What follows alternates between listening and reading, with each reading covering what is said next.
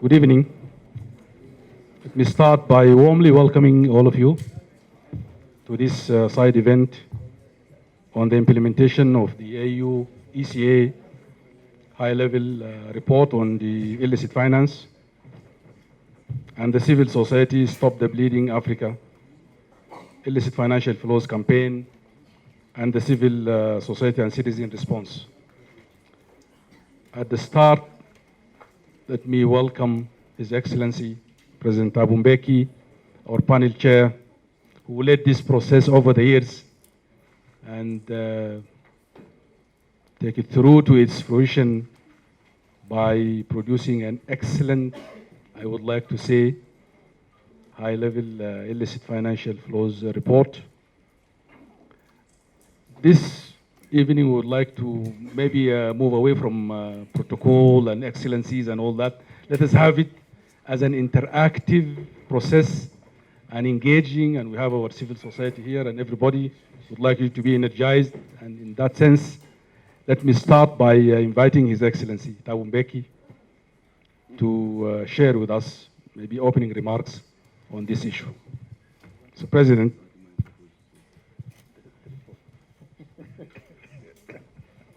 From here, okay. Yeah, you can speak from there. I can do it from here. Yeah, you can. Abdallah Hamdok has quite correctly said we dispense with protocol today, which is very good. I agree with that. But let me join him to say welcome to everybody for coming, including people I've not seen for 100 years. This is Alex Chikwanda, Minister from Zambia. SK Moyo, the Minister from Zimbabwe. The other people here, distinguished people. But thanks a lot for coming. I think we are all of us here of one mind with regard to this matter of these illicit financial outflows. And that's why we've gathered here. And I think that that's an important thing in itself, that there is this level of consensus among ourselves that this is an important issue which needs to be addressed.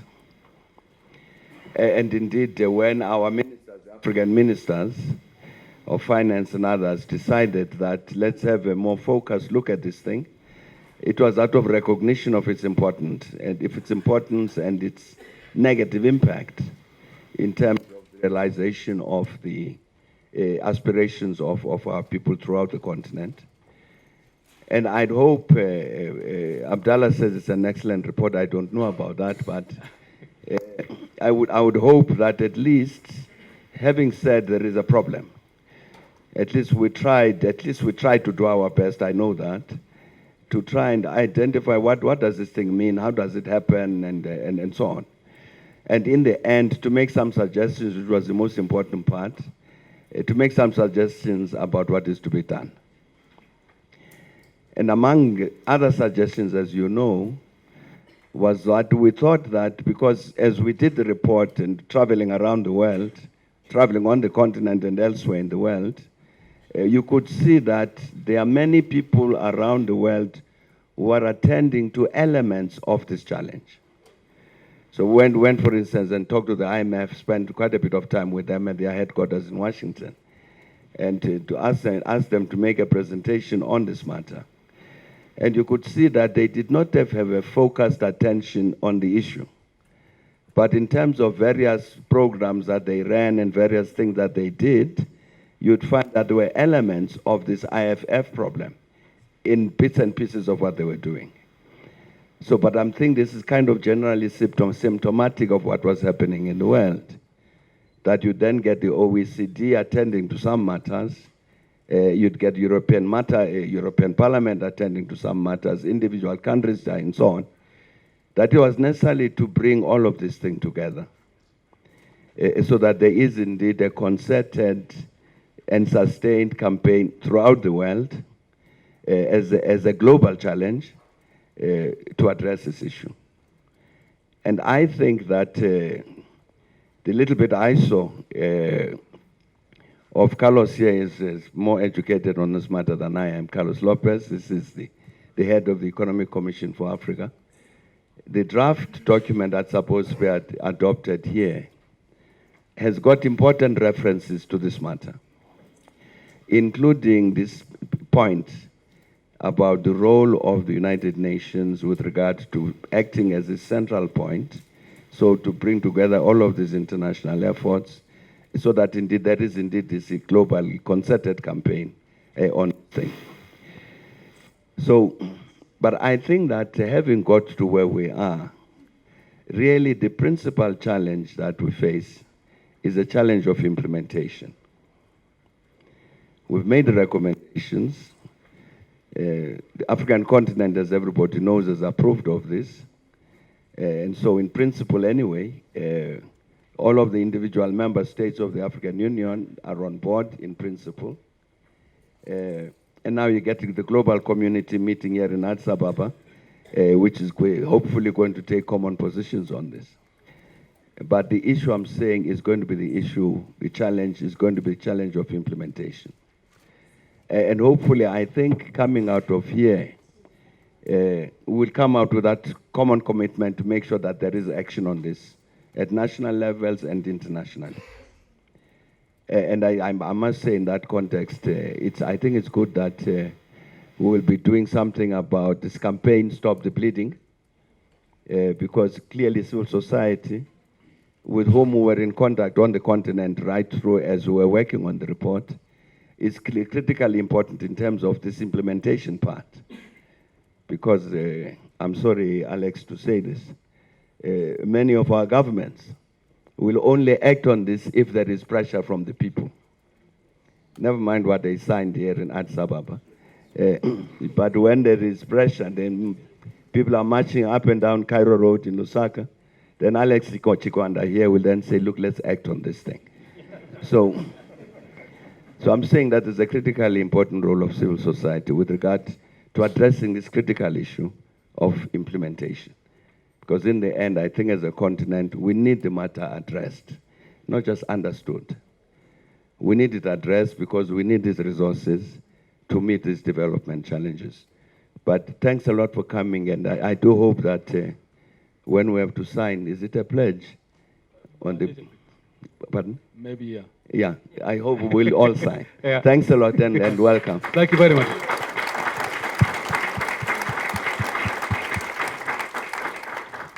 Thank you very much, Mr. President.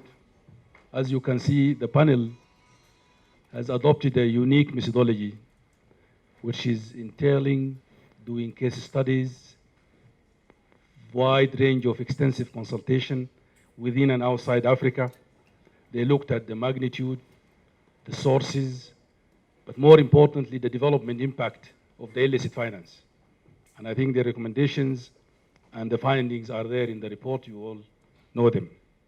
But the climax of this, the report was presented to the January summit of the African Union, which was endorsed and adopted, and the summit issued a declaration on illicit finance and called on the whole world to stand in supporting this issue of stemming illicit finance.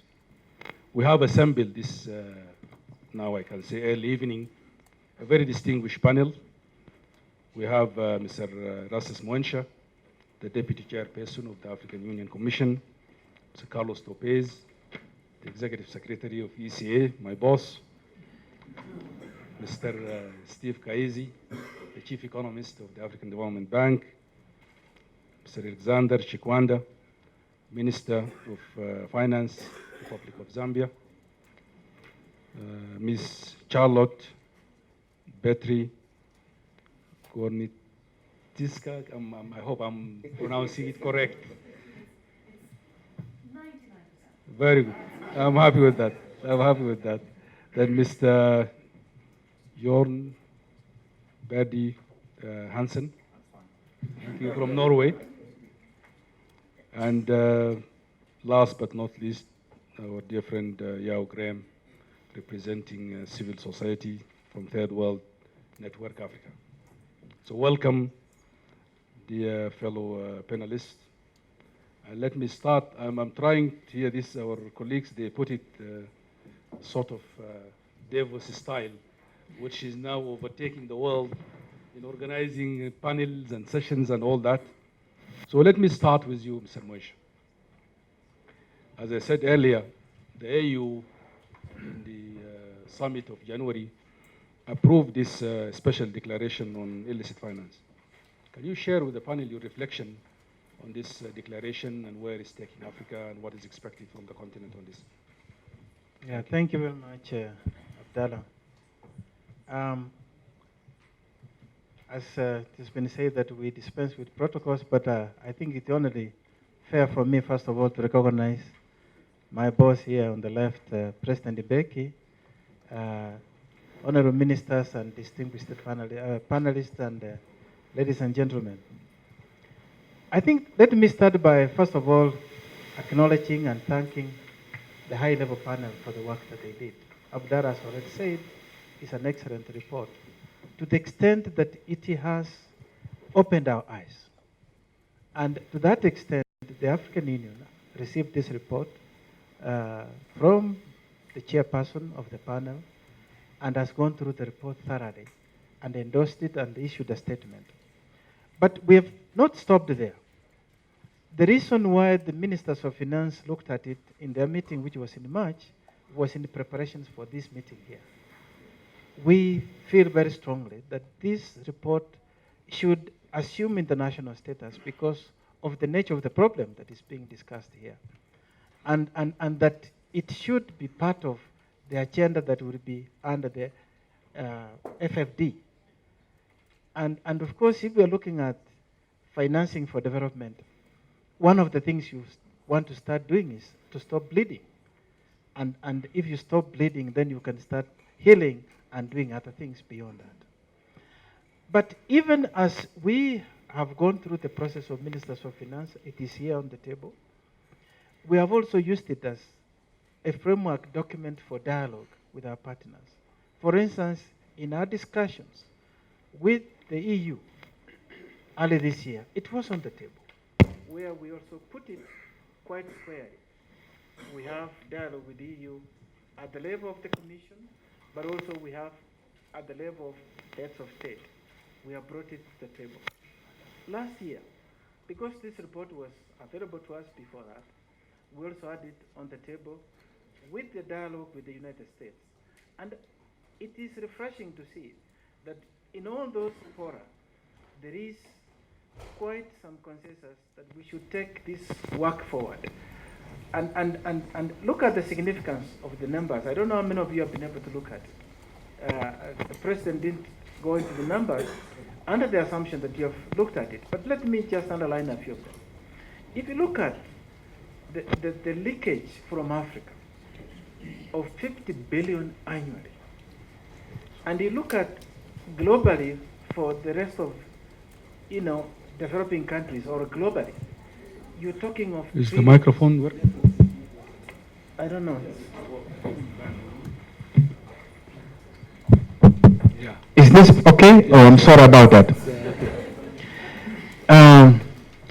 If you look at the figures we are talking about, the 50 billion, and globally, you're looking at colossal sums of money that exceed ODA, that also exceed even foreign direct investment.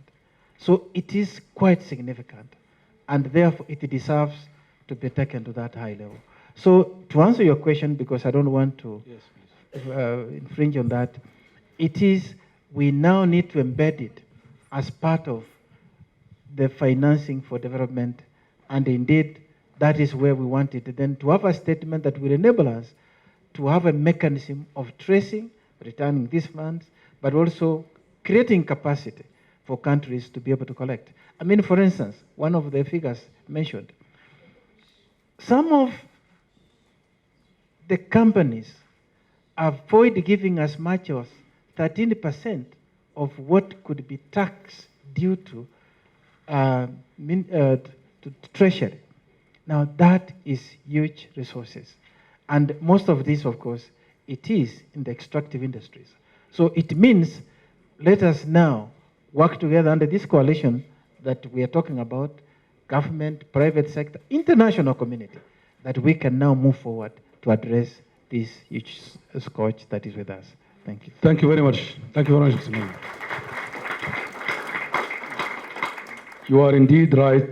Illicit finance from Africa, it's very high, the magical figure of the 50 billion, but the irony, it is increasing.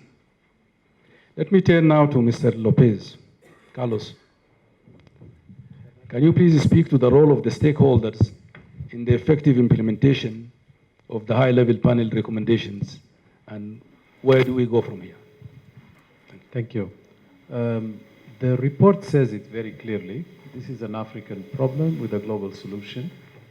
And President Becky has been repeating the same message many times. Now let's try to understand what is behind this message. We definitely need cooperation from many instances in order to be able to tackle this issue globally. Is this cooperation going to happen easily? The answer is no. It's going to be under duress. That's the only way we are going to get that cooperation. Let's take one example. When one supposed dictator falls, first thing that we hear are declarations from various countries about how much money they used to have in the accounts of country A, country B, country C, and also a statement about the possibility of recovering those funds. The problem is that these funds are never recovered fully.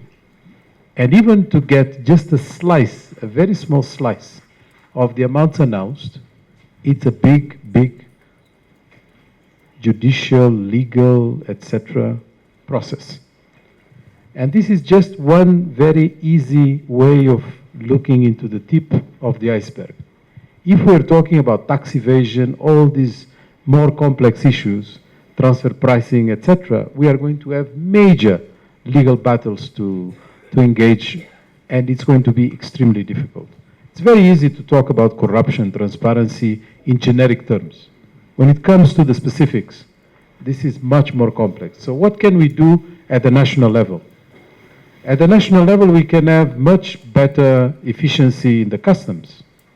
We can make sure that the regulatory systems for the financial sector are going to arrest some of the illicit flows that are easy to catch. It is possible also to make sure that some of the public expenditure is going to use technology that usually allows us for much more transparency and less room for corruption. So this will enable the agents that are really defending the public and local goods to not be able to engage in illicit financial flows for their own rent seeking. So that is what we can do at the national level. But then we need the global.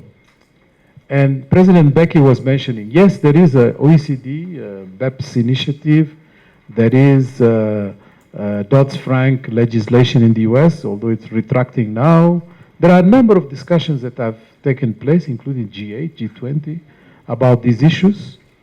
But we have not seen much change, except on one field that seems to be very attractive for OECD countries themselves, which is the issue of transfer profits, because it's so-called Starbucks effect.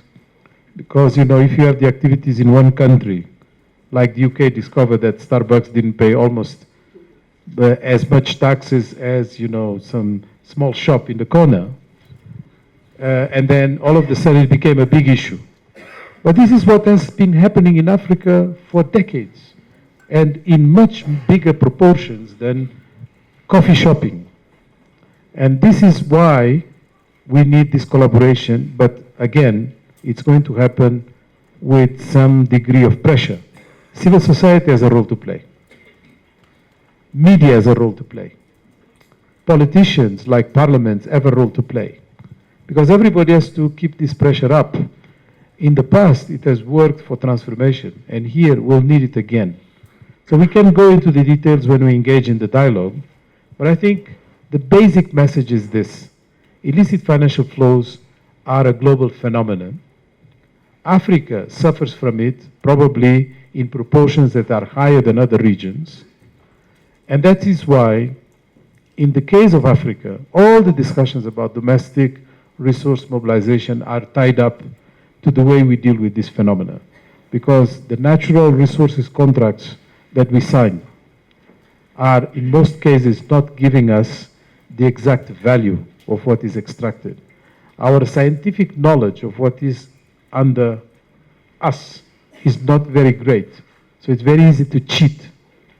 In many cases, the information, scientific information that we have about one particular extractive potential comes from the company that is investing itself.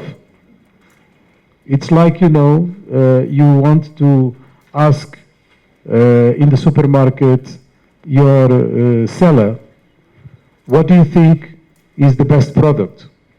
And he will tell you, well, this one. And you take it, it's obviously the most expensive. So we have to be very alert with the fact that this is a very difficult game.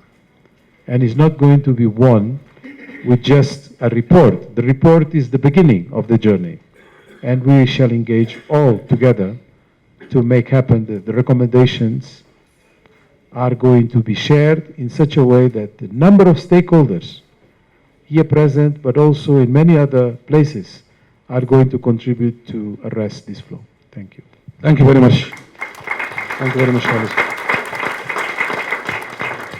Indeed, illicit finance is an African problem that calls for a global solution, and all the issues of the tax havens and secrecy jurisdiction, including the base erosion and profit shifting and all that. Let me turn now to Minister Chikwanda. Can you please share with us your perspective on this illicit finance as Minister of Finance in Zambia, from a perspective of a natural resource exporting country? We know so well Zambia is very rich in copper and other natural resources. So please, we can. So moderator, first and foremost, we must acknowledge that the high-level panel chaired by our able brother, former president of South Africa, Thabo Mbeki. I was saying that first we must acknowledge that the high-level panel chaired by the able brother Thabo Mbeki has done a tremendous job, because even listening to the debates in the plenary, I didn't hear any of the representatives of the developed countries who did not acknowledge the seriousness of this scourge of illicit outflows from the continent, which have very unsalutary effects on the economies of our continent. Now, I think that in the international community, our normal practice is to spend a very inordinate time talking about the policy frame and so on, the efficacy of the policies.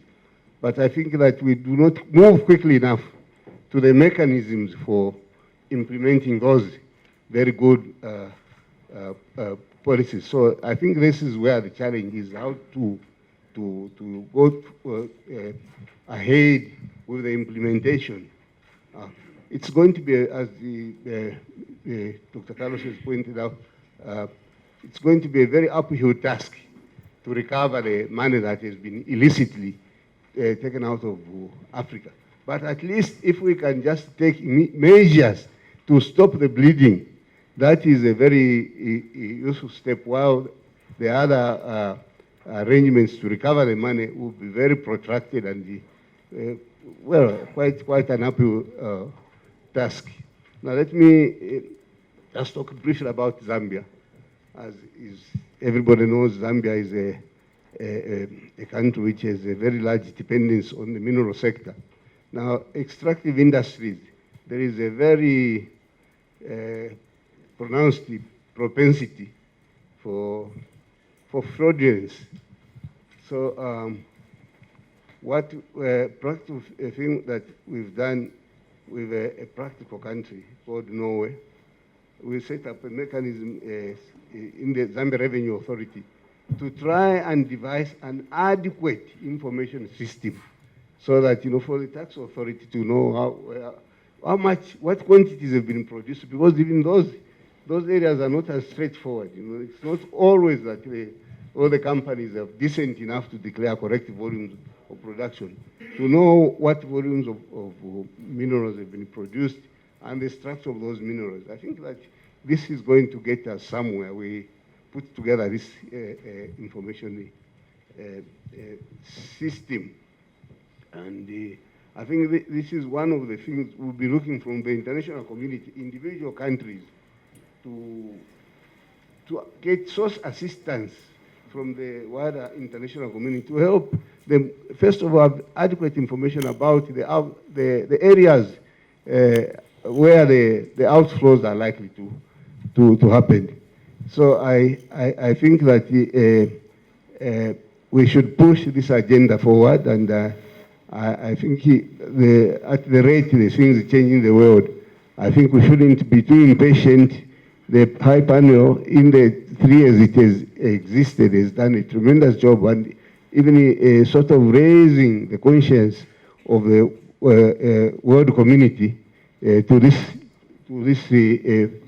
thing, which has very, very serious ramifications for the African continent. Poor, but our poverty is then compounded by these outflows, and so we have to put together arrangements at the international level to try and help countries stop this. We can't come out with a one-size-fits-all, because we cannot prescribe a policy which will be applicable in all the circumstances, because different countries have very unique circumstances. But I think that we should just put a lot of appropriate emphasis on devising mechanisms to try and prevent the fraudulent practices which the companies, especially those operating in the extractive industries, perpetuate. Mr. Moderator, I don't think that I have any more useful contribution to make. No, except just make reference to what we are trying to do in my country. The other way we had tried to deal with the fraudulence from the mining sector was to raise the royalty levels and make that a final tax. But then, because of the plummeting of the commodity prices, copper prices have dropped from 7,000 they were a year ago to some 5,000.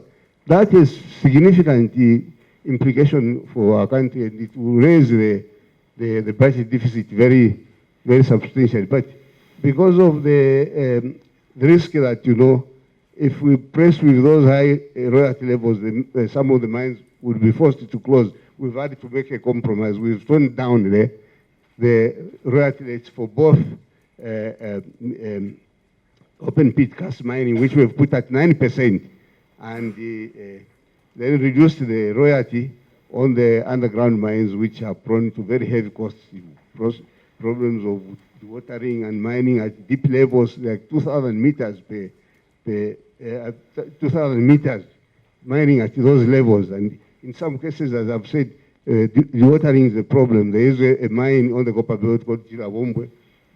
They pump out of that mine 320 million liters of water per day. So the cost, the implicit costs in that arrangement are quite high. So we've put the underground mines at 6% royalty, and then we've reenacted again the corporate tax structure, which we think will be more illusory than anything, because you see, that's where the transfer pricing comes in.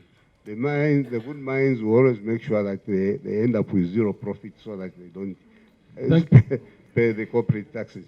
Thank you very much, Minister. That is my modest contribution to the debate. Thank you very much. Actually, in your intervention, you touched on 2 or 3 of the key findings of the high-level panel.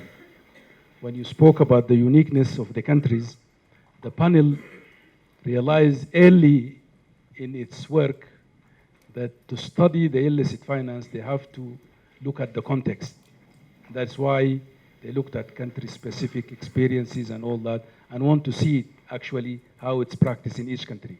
There are no two countries are similar. Every country is unique. But also you went on to talk about the issue of the taxes and how Africa needs to look at the tax issue very seriously, in the sense that we need to interrogate the benefits from giving tax breaks and tax saving and exemptions to multinationals, and what are the benefits we are getting from that. So I think you really hit the hammer on the head when you're raising this issue. But also, one of the major findings of this report is the link to the commercial activities of illicit finance and the work of the multinationals and all that. I think through the discussion we will address all those issues. The importance of having records. You can't just complain about this. We must have had records. Some countries, so that's essentially the big problem. We talk about people know the money has been transferred, but the records are secret and we don't quite know. So there is need for an investigation mechanism, some process of follow-up. It is frustrating. It will take a long time to really get the structures in place, but it's a very good investment because, as you know, it's a whole lot of money that's flowing out there. So I will now talk a bit about an institution that we have in the African Development Bank. It's not expressly, it wasn't created for asset recovery per se. It was created to provide solace to African countries during the HIPIC process. This is what happened. When countries reached the HIPIC process, their debts were forgiven. But some loan sharks had already bought a bit of the debts, and they wanted to recover at 100%. So what had happened was all this debt was, say, bought at $1 to $100 in that resolution of the HIPIC. So these guys came back legally to claim for 100 by 100, which then created all sorts of problems. So this then was created to help resolve that. But since then, the African Legal Support Facility has expanded quite a bit into a host of areas. One of them is related to minerals and the resource boom. So every country that you know of, at least almost all countries, definitely in East Africa, Uganda, Kenya, Mozambique, Tanzania have discovered gas, oil in huge quantities. And the first instinct, so almost a knee-jerk reaction, is to go and write a contract to be able to cash in and benefit from this resource boom. As a result, a lot of countries are writing extremely slave contracts, basically, where companies can write off X, Y, Z, and they can bring in their people and take them out, and there isn't much value addition as such. So and then that is really a big and important form of extraction. I see you are getting jittery a little bit, so I'll round off now. Yes. So that is a very important. Another one is inequities, which are also becoming a very important source. Countries, many of our countries, are going to the bond markets, and mark you, they are getting 9 and 10% to pay 10% return, and they say, oh, this is wonderful. We have been accepted to come to this, and this is a sign of maturity. But mark you, the interest rate on U.S. Treasuries is 0.5%. So in effect, you are paying almost 9% over what the going rate is, and definitely creating a debt problem again. So let me stop there for now. Thank you. Thank you very much, Steve. You are absolutely right when you started off by talking about the need for records and capacity and all that. This is, again, another major finding of the report of the high-level panel in looking at the capacity of the African state in matching the excellent capacity and maybe the ability to hide this money in secrecy jurisdiction and destinations and all that. So that is key. But I think also the time needed to recover assets.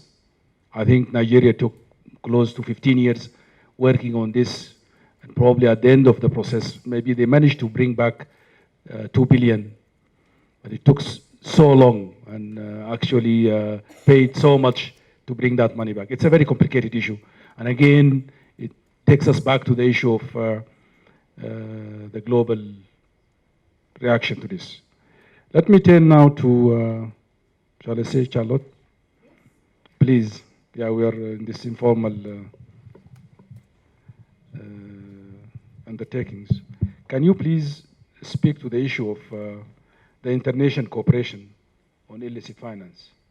Sitting on the other side, as well as a very, not only friendly, but over the years, Sweden has been a partner to this continent and contributed a lot to many issues, whether it is in the early days of the liberation of this continent or supporting development of the African continent. So please.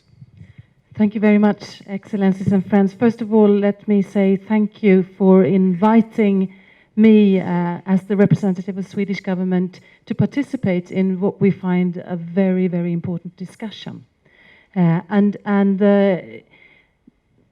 This discussion and combating illicit flows is a priority of the Swedish government.